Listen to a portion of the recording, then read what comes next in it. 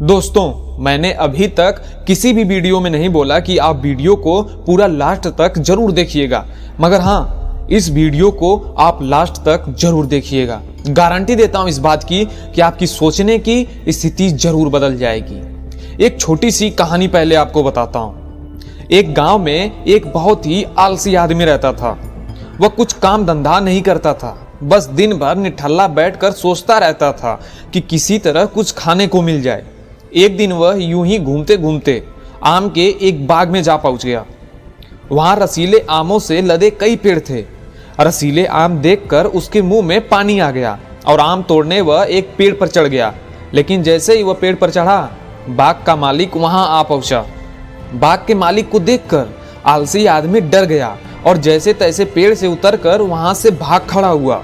भागते भागते वह गांव के बाहर स्थित एक जंगल में जा पहुंचा। वहां वो बुरी तरह से थक चुका था, इसलिए एक पेड़ के नीचे बैठकर आराम करने लगा। तभी उसकी नजर एक लोमड़ी पर पड़ी। उस लोमड़ी की एक टांग टूटी हुई थी और वह लंगड़ा कर चल रही थी।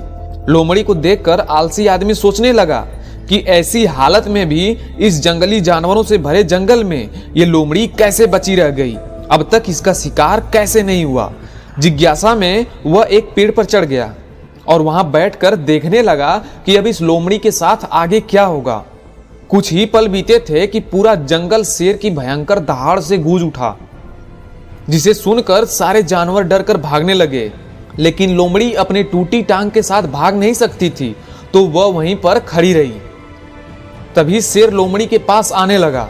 आलसी आदमी ने सोचा कि अब शेर लोमड़ी को जरूर मारकर खाएगा, लेकिन आगे जो हुआ वह कुछ अजीब था।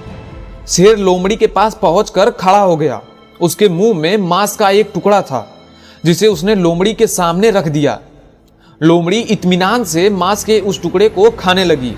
थोड़ी देर बाद शेर वहां से चला गया। इस घटना को देखकर आलसी आदमी सोचने लगा कि भगवान सच में सर्वोपरि है।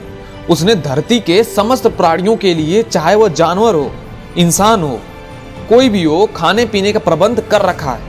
वह अपने घर लौट आता है। घर आकर वह 2-3 दिन तक बिस्तर पर लेटकर प्रतीक्षा करने लगा कि जैसे भगवान ने शेर के द्वारा लोमड़ी के लिए भोजन भिजवाया है, ठीक वैसे ही उसके लिए भी कोई न कोई खाने पीने का सामान जरूर लाएगा। लेकिन ऐसा कुछ नहीं हुआ।